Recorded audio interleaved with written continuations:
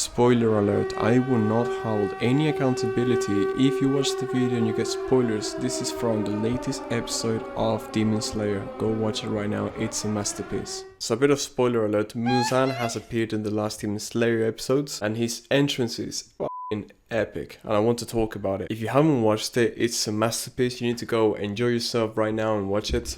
Unless you're busy, do it later, but watch it when you're free. Because it's popular, I want to talk about aura. And dude, if you've seen the scene, my days, bruv. Not many people have more aura than that. And yes, I know it's fictional and all that stuff, but I wanted to break down a few of the things that make him stand out so much. But before that, let's get hype. This man is walking in the enemy base by himself and he's saying, I don't care, man. I'm him. I'm that guy. He starts walking around and because of the animation, it looks like the wind doesn't even want to touch him because he's got that aura, bro. It's like, yo, stay away from this guy. He's got that thriller.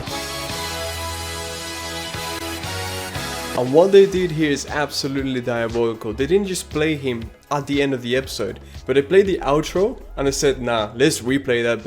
And they went for it again and they put him with a different song, this time vocals, and the wind is like even stronger. They got this camera cuts with like a TikTok edit. Bro, they actually making him that guy right now. The aura he's got in this scene is absolutely astronomical. I was watching this and I was like, bro, just take me in the anime. Like, let 1v1 him right now. Oh, it's making me want to fight. At this point, I don't even know if the wind was like simping for him because he had his clothes with that effect. Like, yeah, that's me.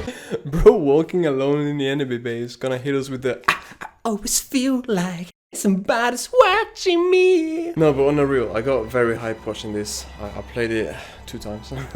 So to look into a little bit more, let's pick up what he was doing to make himself so cool. So if you've seen the episode or if you haven't, essentially they should play him for like an entire minute walking and he's walking slowly and we're still watching. Why does this happen? Why is his aura so immeasurable? Because of the first and most important thing. He's taking his time. He's doing things at his own pace. It's not like rushed or somebody's walking faster than him. I know there's nobody else there and he's like trying to keep up or whatever. No, he's taking his time.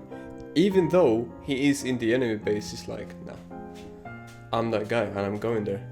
That speaks absolute confidence. You see this happening a lot in talk shows and whatnot when people that are like celebrities or characters which people really like online, they are characters and they are different. They're not NPCs which are just copy-paste people, right? With the same haircut, with the same outfit, same everything. No.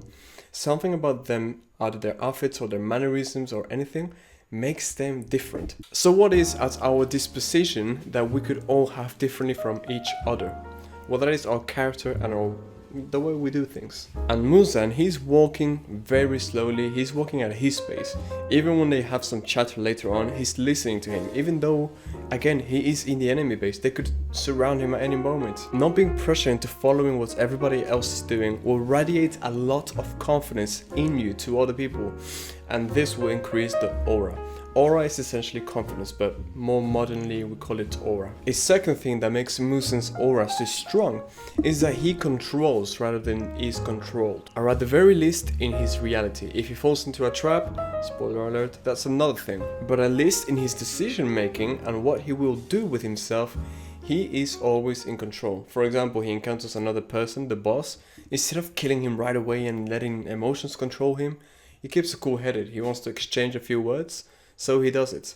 At any moment, he is the master. He is at disposition to, bam, kill him. And he chooses not to. It would be wiser to just get rid of it quickly and then go away. But he controls things and establishes himself as the one in control. It's like, for example, let's say you're doing a sparring and you're out leveling your enemy. Whether it is boxing and you're just not hitting back and you're just dodging everything. Or it's BJJ and you're mounting him and not letting him get off the mount. Things of the sort. Or maybe for those that don't like fight or anything, would be like doing an arm wrestle against a girl and then purposely not going all the way out and then just being like, yeah, haha, I'm winning.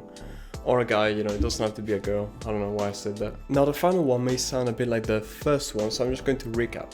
The first one was to do things at your pace, right? To not rush and all of that. The second one was to control yourself and not to be controlled by the environment. And the third one, unlike the first one, it is not to be at your own pace, but rather to be at your own person. So what I mean with this is, for example, there's a stigma around walking around with your hands in your pockets and all that stuff. Well, not really. It depends what you're doing it for and what kind of person you are, I guess. And if you're really doing it because you're just an anxious person and you're closing in on yourself. But if that's not the case and it's simply your style, be yourself. Be it you have a hand in your pocket, or be it that you have them in the air in your head or in your hips and you may look weird. Do what makes you you, what's most comfortable for you. And in a nutshell, all of these things will just make you a singularity. It will make you be aside from everybody else.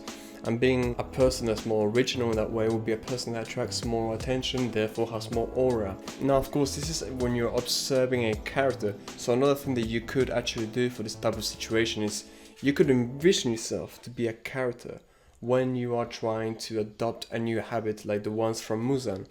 But if you want general tips, of course, it is to open your body, to take deep breaths and all of that.